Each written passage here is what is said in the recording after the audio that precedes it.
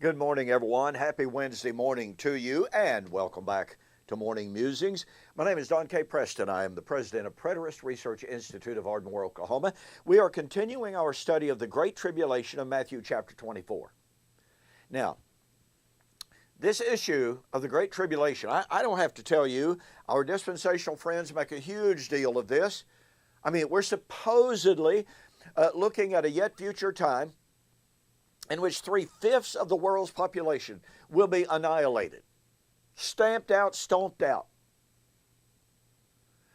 But the reality is, when we employ solid hermeneutic, solid exegesis, there is simply no way to get a great tribulation in our future. I've been examining Jesus' statement in Matthew chapter 24 in light of Isaiah chapters 2 through 4. Now don't forget, Isaiah chapters 2 through 4, point number 1, is a united prophecy. All you got to do is look at the flow of the language and how it uses in that day, in that day, in that day, to link the discussion together. There is no break. And obviously, there is no chapter divisions in the ancient Hebrew.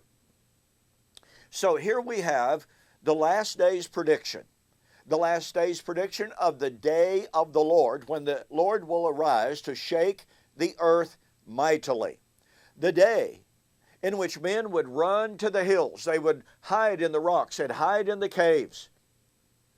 Saw a documentary just the other night, by the way, an archaeologist in the land of Israel, and he was at a site, and he was saying that in the Jewish war of 66 to 70, guess what? He just stated it. These are the rocks, these are the caves where the inhabitants of Jerusalem fled. As the war approached, they hid in these caves. I go, well, okay, that sounds familiar, doesn't it? That's Isaiah chapter 2, 19 and following. That is Luke 23, 28 to 32. Where that Jesus specifically applied to AD 70. We have to ignore this in order to get the Great Tribulation into our future. We have to abuse the context. We have to ignore the context to have a futuristic application. Now then, I want to drive this home a little bit more. In Isaiah chapter 4, 1 and following, in that day. Well, see, this is one of those in that day linking statements that ties it with what has just been said. Well, what is the previous comment that has been made that this is linking to? Well, it is, your men shall fall by the edge of the sword, or shall fall by the sword. Now watch, in that day, when Israel's men would fall by the sword, 7 women shall take hold of one man, saying, we will eat our own food, wear our own apparel, only let us be called by your name. See, once again, this is a time of war in which the population of men has been decimated. But it was a shame in the ancient world for a woman not to be married, not to have the name of a man. So here is a time in which Israel's men have been destroyed. And if there's a man left, 7 women take hold of him and say, hey, look, we're going to take care of ourselves financially. Just give us your names. That's to take away any reproach. But now watch.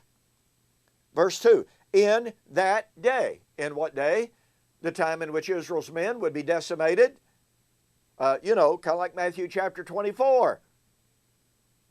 When you see Jerusalem surrounded, flee.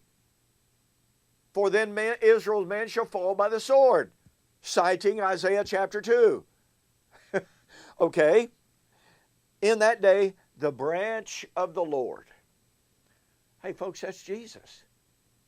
The branch of the Lord shall be beautiful and glorious. That word branch there is, as I understand it from the Hebrew, simash, which means the beautiful, living thing. Wow, is that gorgeous? Is that wonderful or not? This is the resurrected Jesus, acting in his sovereignty as King of Kings and Lord of lords. Okay, now watch. In that day the branch of the Lord shall be beautiful and glorious. The fruit of the earth shall be excellent and appealing for those who have escaped Israel, or for those of Israel who have escaped. Folks, this is the time of the salvation of the remnant. When was that? Well, Paul applied it to his generation, Romans 9 through 11. Now watch this. It shall come to pass that the one who is left in Zion and remains in Jerusalem shall be called holy. Everyone who is recorded among the living in Jerusalem. By the way, there's the book of life. This is actually the New Jerusalem. Anyway, when the Lord has washed away the filth of the daughters of Zion and purged the blood guilt of Jerusalem, that's the old Jerusalem, from her midst by the Spirit of judgment and by the Spirit of fire. Well, wait a minute. In the day in which the branch of the Lord would be manifested, that's the coming of the Lord of Matthew 24, verse 31, or verse 30, they shall see the Son of Man coming on the clouds of heaven with power and great glory. This is 2 Thessalonians chapter 1. Speaking of Christ coming to vindicate the martyrs, more on that momentarily, to vindicate the suffering martyrs at Thessalonica when he comes to be glorified in his saints. Yeah, here's Isaiah predicting the glorification of the branch in the day of the salvation of the remnant, in the day when Israel's men would fall by the edge of the sword. Now watch. It would be in that day that the Lord would purge the blood guilt of Zion and take away the blood guilt of Jerusalem. This is the vindication of the martyrs. Well, let me ask you a question. Now remember, all of this is in the context, the judgment of Jerusalem, in the context of famine, warfare, Israel's men falling by the edge of the sword, which Jesus, talking about the Great Tribulation, applied to AD 70 in Luke 21, 20 to 24. The question is, when, in the last days, would the martyrs be vindicated? Well, in Matthew chapter 23, Jesus said that the Jews of his day would fill up the measure of their sin, and all of the blood of all of the righteous from creation onward would be vindicated. And Jesus said, all of these things, all of what things? All of the blood of all of the righteous shall come upon this generation. You know, it's literally stunning. Not surprising, I guess, but stunning to see Sam Frost now completely and totally distorting the meaning of, quote, this generation, and perverting it to mean this family of people. Wow. Or this kind of people, or something nebulous like that. No, that judgment of all of the blood of all the righteous wasn't coming on just some kind of people, which reminds me, it's almost kind of like Omar Talib, who said that on 9/11 some people did some bad things. Yeah, we know who those bad people were, and we know what those bad things were, and we also know that it wasn't just some kind of kindred, it wasn't just some kind of people that were guilty of shedding all of the blood shed on the earth. It wasn't just some family or some kindred that was to fill up the measure of their sin in that generation by killing Jesus' apostles and prophets. Well, we know who that was. And thus any attempt to escape, to mitigate, to destroy the force of Jesus' teaching in Matthew 23 about the time of the vindication of the martyrs is simply a perversion of Scripture. It is a perversion of what the Lord said. And you know what that means?